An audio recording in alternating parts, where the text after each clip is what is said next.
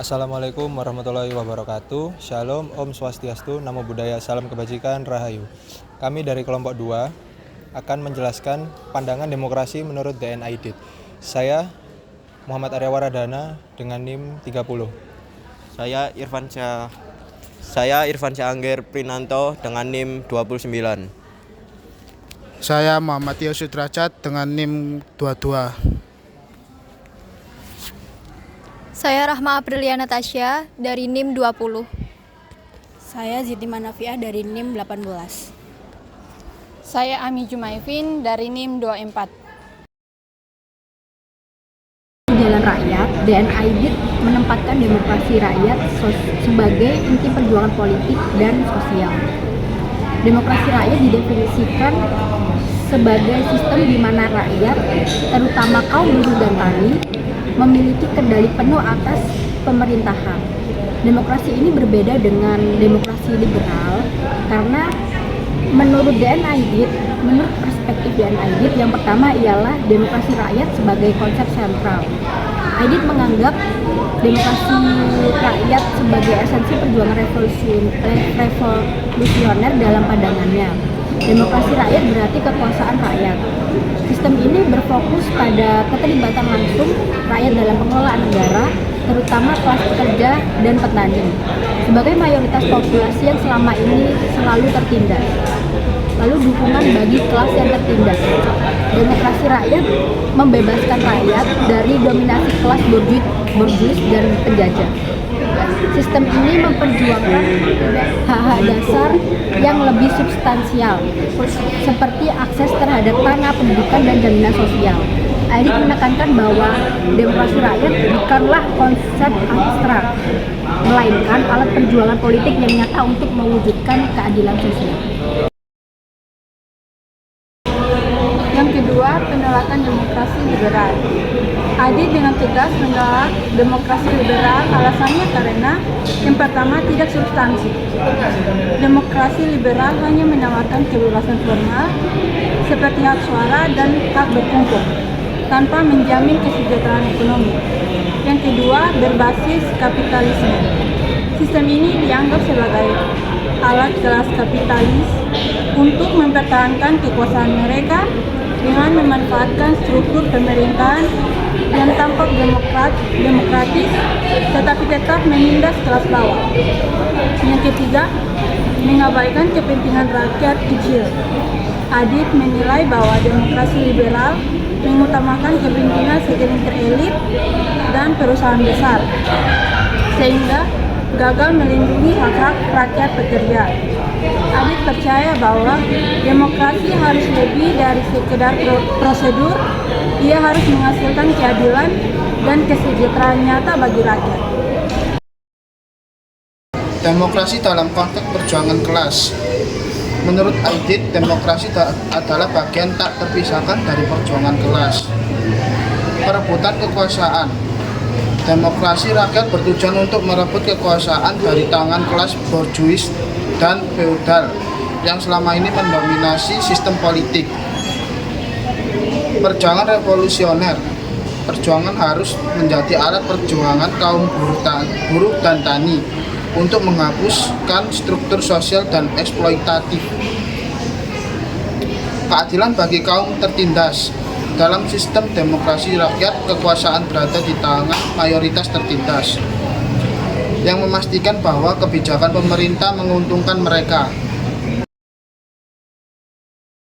Mengenai poin tahapan demokrasi rakyat menuju sosialisme, DNID memandang demokrasi rakyat sebagai fase awal untuk menuju sosialisme, yaitu transformasi bertahap. Demokrasi ini adalah proses transformatif untuk menciptakan tatanan masyarakat tanpa kelas, sehingga terdapat penghapusan eksploitasi.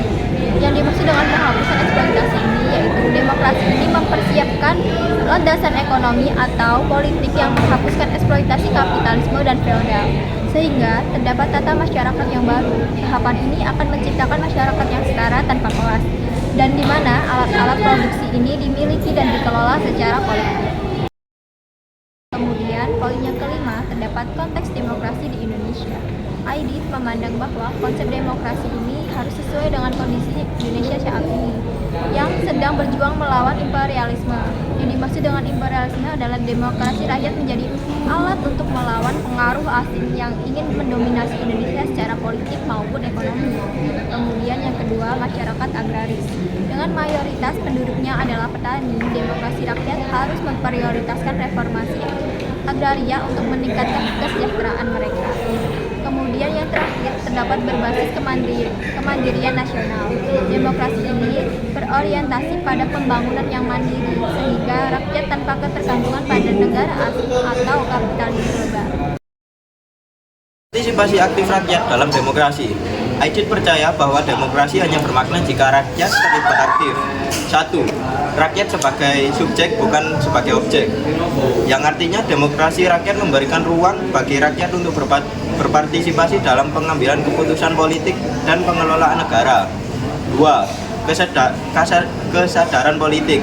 Demokrasi rakyat membutuhkan pendidikan politik agar rakyat memahami hak-hak mereka dan terlibat secara efektif dalam sistem demokrasi. 3. Solidaritas kolektif. Aidit menekankan pentingnya semangat gotong royong dalam membangun kekuatan politik rakyat. Pemerintahan yang berbasis kepentingan kolektif.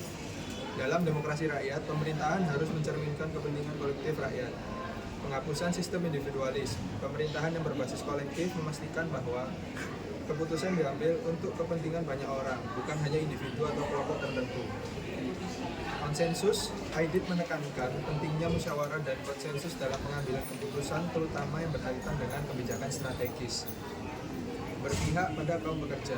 Pemerintahan demokrasi rakyat mengutamakan kebijakan yang menguntungkan kaum pekerja dan tani, seperti reforma agraria, hak atas upah layak, dan akses layanan dasar.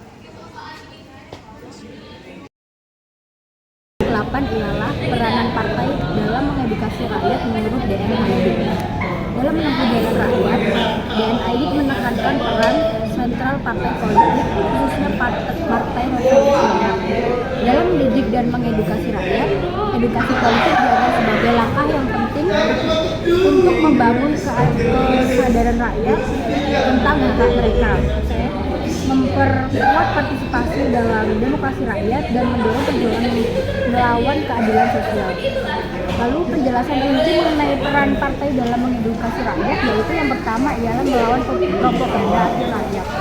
Membongkar propaganda kapitalis dan feodal, partai membantu rakyat memahami dan melawan narasi yang disebarkan oleh elit kapitalis atau penjajah yang merugikan kepentingan rakyat.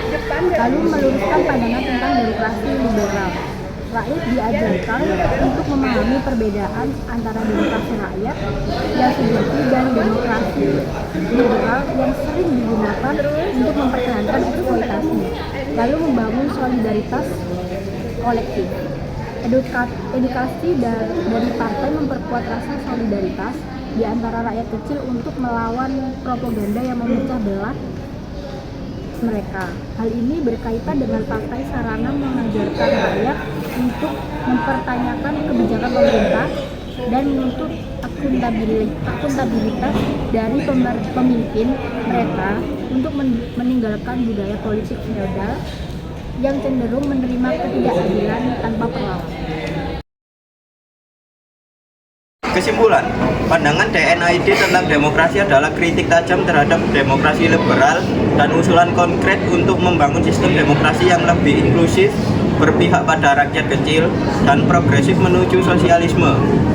Demokrasi rakyat dalam pandangan Aidit adalah untuk merevolusi tatanan sosial dan membangun masyarakat yang lebih adil dan sejahtera. Pandangan ini sangat kontekstual dengan kondisi Indonesia pasca kemerdekaan, di mana perjuangan melawan imperialisme, feodalisme, dan ketidakadilan sosial masih menjadi tantangan utama. Baginya, demokrasi rakyat adalah bentuk pemerintahan yang berfokus pada kekuasaan rakyat dan digunakan sebagai alat untuk mengubah struktur sosial menuju sosialisme. Aidit juga menekankan pentingnya kontekstualisme demokrasi sesuai dengan kondisi dan kebutuhan Indonesia.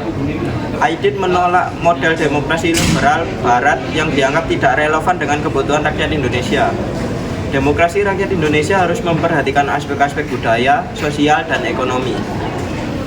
serta berorientasi pada pembangunan nasional yang mandiri, artinya berorientasi pada kepentingan kolektif rakyat, bukan hanya segelintir elit atau kapitalis.